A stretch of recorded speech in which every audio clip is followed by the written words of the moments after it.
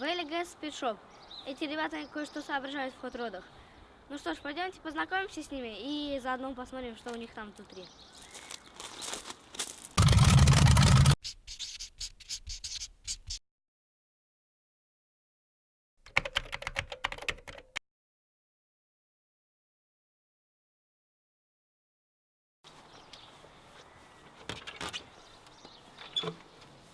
Заходим, попадаем в магазин. Здесь просто рай. Куча запчастей, ништяков. Давайте осмотримся и пойдем в мастерскую.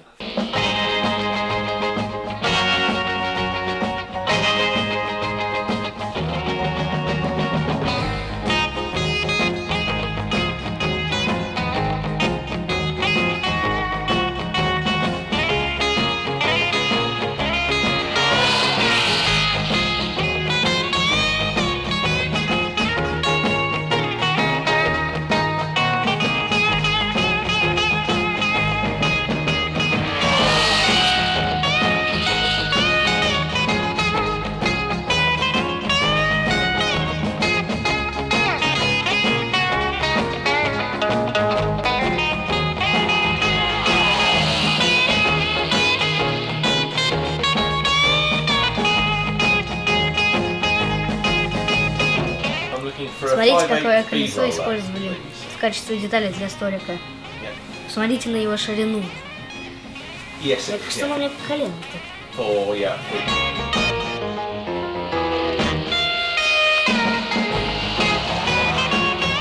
А хватит смотреть игрушечные модельки. Пойдемте посмотрим один к одному.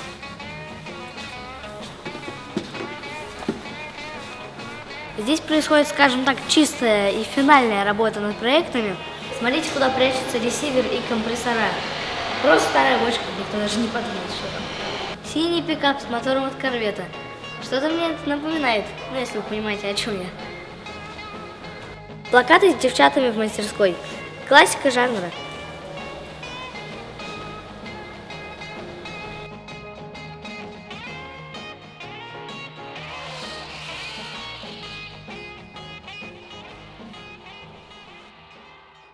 Этот Форд просто мечта. Думаю, вам будет интересно узнать. Этот HOTROD раньше был желтый. И он был сделан по образу и подобию купе из культового фильма «Американское граффити».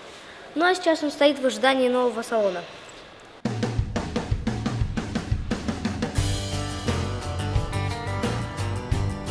А вот этот зверь супер редкий в России. Но, если честно, я вижу его в первый раз. Это Хадсон 46-го года.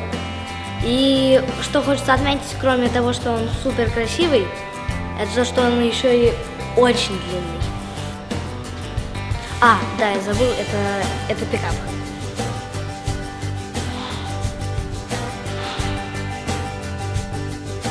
Есть еще два интересных факта про этот Хадсон, которые мы бы хотели вам сейчас рассказать. Первый, то что его переделали на правый руль. И второй факт. Всех слабонервных сейчас прошу отойти от экранов.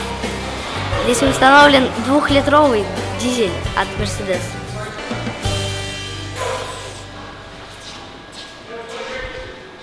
Чего?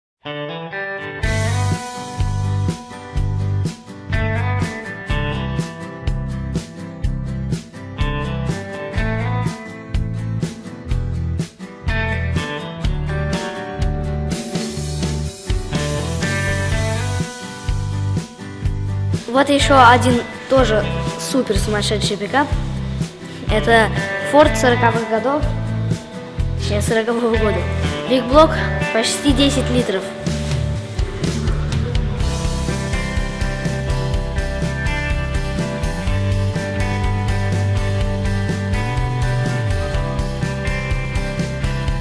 Здесь происходит вся, так сказать, грязная работа. Здесь все разбирается, пилится, варится и собирается.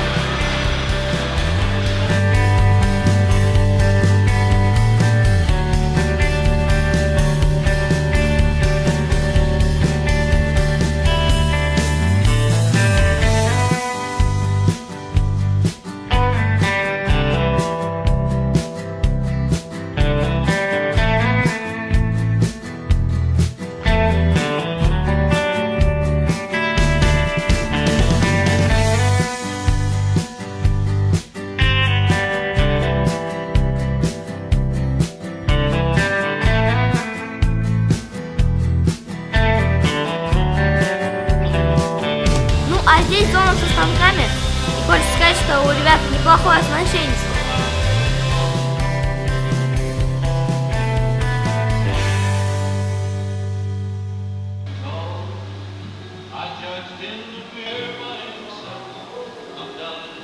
Здесь что не машина, то кайф. Мне, конечно, очень понравился Хадсон, потому что я видел его первый раз. Это мой фаворит в этой мастерской. А что понравилось вам?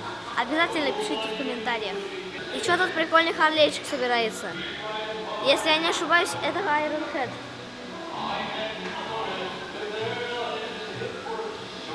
А это, если опять же не ошибаюсь, кажется, проект на базе чего-то европейского.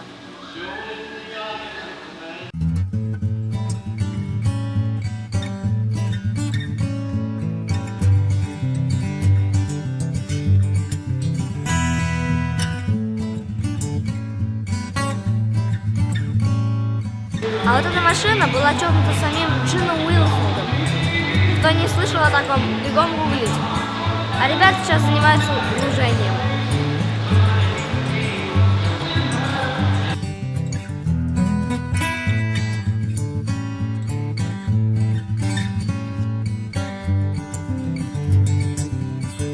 А вот это ярчайший пример правильного снижения.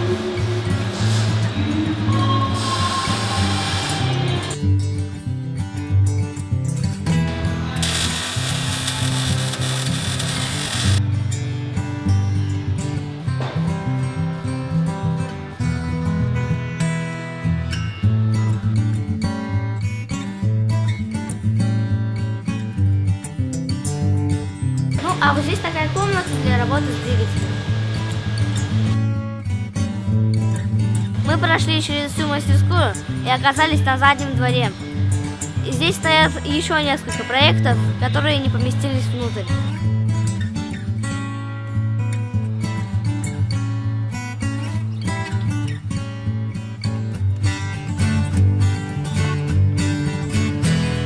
Симпатичный шеви-пикап 80-х годов. На отличном стиле. А вот там вот мустанг.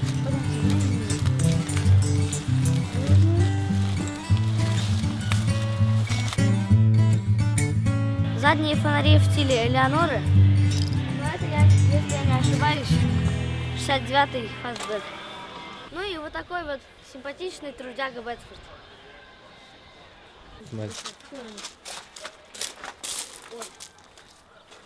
Интересно. Сначала я подумал про ГЛАВНАЯ, но потом...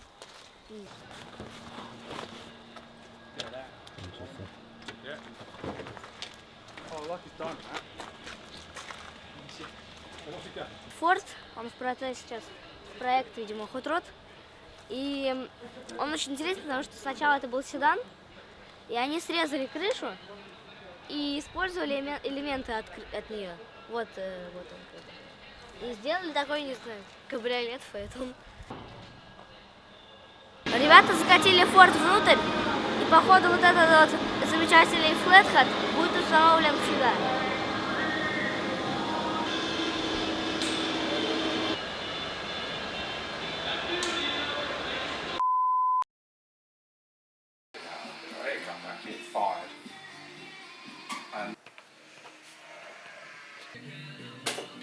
Hi, my name's Jimmy Hibberd. I own Valley Gas Speedshop.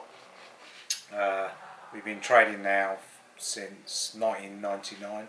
I used to race a car, and then it's the first time we ever put Valley Gas Speedshop on the car, and then from then on, I just kept getting more and more work. So it grew out of a Valley Gas grew out of basically me putting a name on the side of my car. Where I used to live, which was probably about 20 miles down the road, massive car scene there.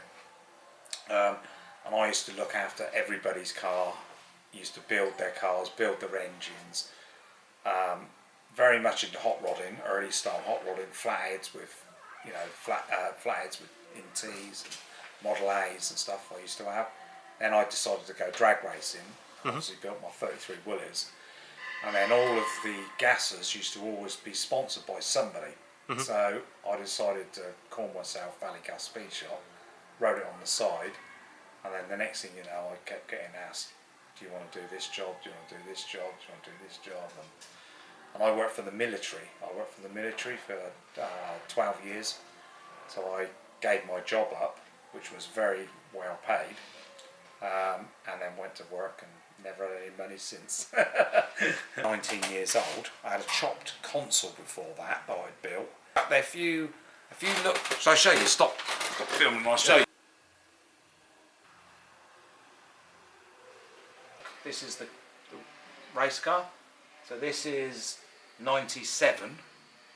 This is all us guys in the 80s. So we all had old school cars. This is at Bruntonville. That's not on. So that's in the 80s. I used to live in a flat 2 stories up. So me and my friend we stripped the engine down into bits, carried the engine up, and then I built the whole engine in my front room. My girlfriend was never very happy about it, but and I ported the heads. So I ported the block, relieved the block, grinding dust everywhere in the flat. But I finished the engine, put it back in the car, and it was a fast car. So yeah, so carried it down. So I'd done that. Then I decided to get a little workshop where I built my 47 Ford. So I had a 47 Ford when I was 18 years old. And I cut the roof off it and chopped it and turned it into a chopped convertible. So I had that. Honestly, this is all. Sorry, I know you're a thing, but this is all pictures. Tons of pictures of me racing. And this was my. Do you remember I said to you that console? The console, yeah. So this is me when I'm real young, building my console. Let's see, it's all going back together. I had a Mini. I had a Mini because I was only young, so I couldn't afford to pay lots of insurance. So I had a Mini because it was cheap. Cheap to insure, and then I drove this. Then I Frenched all the aerials and stuff like that. My brother used to have a chopped F-Type Victor, my younger brother. So he had the F-Type. Burn out. That's a stock one, and that was my one. And then they'd done this for a magazine shoot. These pictures, and then this was my 47 Ford. So after that I had this, and I painted it like a police car. So I used to drive that around. I used to use that every day for work. I used to go to work in it, and then I painted it this colour, so it was scalloped, and then I cut the roof off it. Made it into a chopped convertible.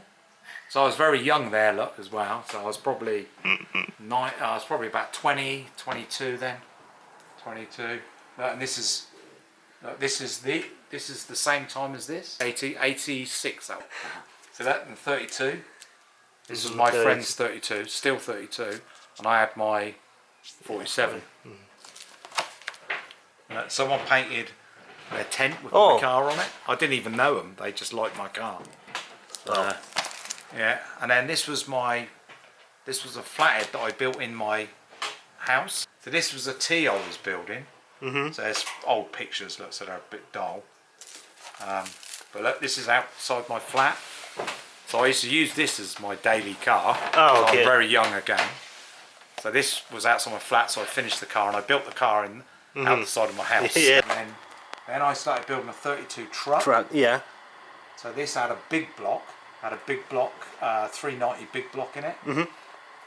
So then, I made all the bed, it sort of went together, and that's what it was. So I used to use that. I used to use that as my daily. So I started building a roadster for my girlfriend at the time. And that car ran. I used to be into hot rodding, and then everybody said that car's really fast. And I thought, and they kept going, you should take it drag racing. So I took it drag racing. It ran 12.5. It ran 12.5 and a quarter. And our house was on the corner plot. We had a big garden. And I learnt, my mum and dad, my dad learnt me to drive in the garden. So we used to drive around the garden. So my dad, when I was about 14 years old, got me a Volkswagen Beetle. So then I put big wide wheels on it, and so at 14 I was doing stuff. But when I was at school, all my push bikes and you know, my pedal push bikes all had big handlebars. Okay. So they were all, so everything I'd done was a little bit different. So yeah, when I in '99, I used to have a little unit behind someone's house. So it was like it was an old cow shed.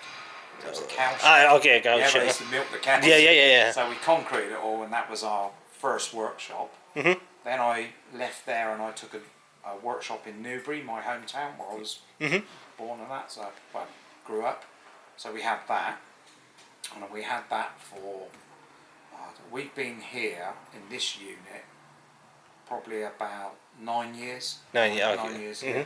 So we had the other unit for a long time, and then we left and came here just because it was bigger. I met Gene probably about 8 years ago, and always got on really well. I met him at the HOTROD reunion, so we got on really well. He was desperate to come to England to do a car or just to visit England, and my friend had an El Camino that I knew was coming up for paint. So I asked Gene if he would be interested in coming to the UK to paint. So our painter, the guy that paints our cars, between him and Gene, the guy that owns the El Camino, he basically paid for Gene to come over to paint the car. So we prepped it up as our business. We prepped it, and then Gene came over. So that's how I got to know Gene. So when I seen Gene again, Gene was desperate to come to England again. So I spoke to the NSRA. Do you know the NSRA? Yeah. No. Yeah. So the National Hot Rod Association. Yeah. So I spoke to the people that run the National Hot Rod Association and said, look, Gene really wants to come to the UK. Could we basically maybe get him to be the guest of honour at the National Hot Rod Association meet, the Super Nationals? So they said, yeah, we were really interested. So then I said, look, I'll find a car that we can chop. So we spoke to the owner of the car that we were already building and asked him if he wanted to get Gene to chop it. So, you know, that's how it ended up. So, and we chopped the car at the Hot Rod, you know, the Super Nationals. So me and all our team, we took all of our kit, all of our equipment we needed. Gene flew in and literally got off the plane after a 10-hour flight or whatever it was.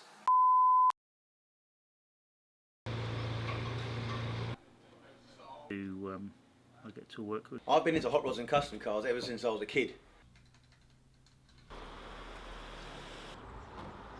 Мы тогда выехали с тобой, и там было видно, что... Все, спасибо, до свидания. Давай, пока. Удачи. Всё, Макс. Девчонок не вози. Давай.